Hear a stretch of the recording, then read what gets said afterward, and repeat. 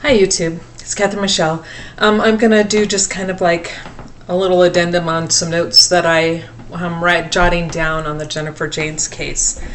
Here are some things that I found were interesting or I think are pertinent, something that I would look into if it were me. As we know, the case has been closed by the Smith County Sheriff's Office. And if this was the extent of their investigation, which is the video I just posted prior to this one, it's no wonder so many families and so many people are either sent to prison incorrectly or they're called suicides when they actually were murders.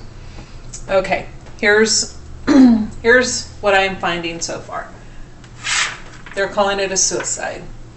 My note is, she was found in a mid-thigh nightgown. The temperature was roughly 34 to 40 degrees. It was sometime in the morning, but the low dipped to 34 degrees that night. That's 2 degrees above freezing. It was cold.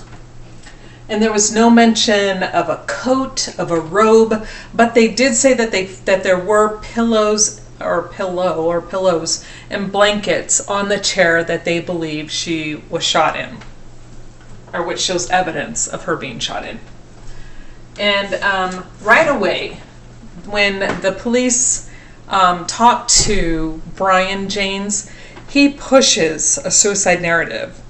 And you will see that in the prior video. And any police officer worth their salt needs to take that and be suspect right away, especially how he right away pushes the thought, it's suicide, when nothing in her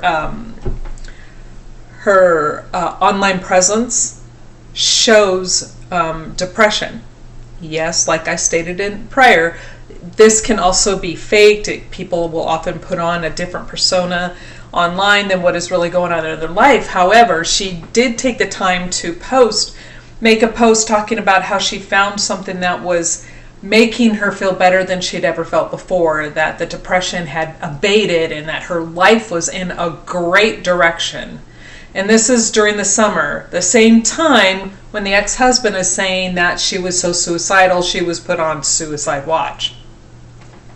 They don't go on suicide watch and they're left to roam, the neighborhood. There would be documentation, there would be hospital records, there would be everything to back up that thought. And they're not released generally, especially people who are like Jennifer, who have the money. It's not about insurance being cut off. And, a poor person, it's like, okay, your insurance and the government's not going to pay anymore, so you're out the door.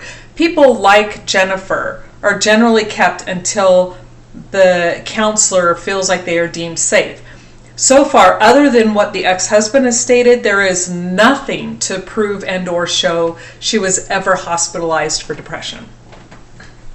Next one. There's no report from the mother in the police reports, no interview, no typed interview, nothing quoted as to what she may or may not have said. Nothing from Burke, who was the current boyfriend.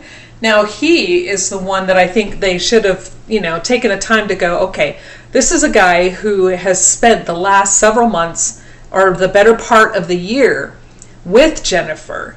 He would know her, and yet there's no record of what he had to say about her life in the police reports. No documentation stating they talked to him other than at the beginning where they have him under a witness list. Okay, there's no report as to whether or not Jennifer was found with shoes, and why that matters is because of the temperature. If she's going to walk from her house to this outbuilding, the building that was located behind her property where the body was found, it's cold outside. Who's going to walk barefoot? If they're going to take the time to grab blankets and a pillow, she's going to take the time to have shoes, slippers, something. But there's no mention of how her feet were. And after the release of Malice, her last book, which is the one that takes on, I don't know if you want to call it takes on, but it discusses Big Pharma and the vaccine industry and how a child in her story had received a vaccination and then died subsequent to that vaccine. Now, this is huge today. And a lot of people who voice opposition to the vaccine industry are killed. And this wasn't even looked into yet. It's not even on the police's radar. Right away, it's like suicide. Okay, she killed herself. Now, after she released that book, did she get any threats? Because that leads me to the gun. The FN 5.7 is a very expensive weapon. It averages roughly around $1,300 to $1,500 new, and used right around $1,000. This is not the kind of gun that somebody's going to go on the street to buy, so nobody knows, an illegal handgun, and that weapon is going to be sold for, a little bit of money. For the criminals, that gun is going to bring them a lot of cash. So they're not going to sell it cheaply. So why that gun? That gun is generally used for people who really, I don't want to say generally, but people who are inexperienced or need a lightweight weapon because it's very light. It's very good for people who are just beginning to learn how to shoot a gun. You're thinking in purpose of protection, personal protection, not personal harm, because the ammunition for that weapon is expensive when you compare it to the other ammunition that's available for 38s, for 9 mils, for 40 cals. Those are all relatively inexpensive when compared with the 5.7 by 28 millimeter. So that is what really baffles me. Why that gun? Why that choice? Because it's not something that people are, if you're thinking about taking yourself out, why go spend all that money when you could get something for $100 that does the same thing? Just a thought. It's what crossed my mind. And for right now, the last one is the forced entry. Does not always happen. And it kills me when I see this in so many police reports. They're all like, forced entry was not, no indication of forced entry or whatever. How many people are killed by loved ones, by friends, by acquaintances that are relatively known, people who a victim would easily open a door to? So there's not going to be forced entry. Professional hits. No forced entry. So I really don't understand why that is even brought up in police reports. Unless forced entry is there and is noticed, I think that's a time when it should be brought up. Evidence of forced entry. Okay, then that gives a whole different, feel to the crime scene. But to bring it up in a case like this to try to prove, the implication, and they're hoping you infer by this implication that since they didn't see forced entry, it must have been suicide.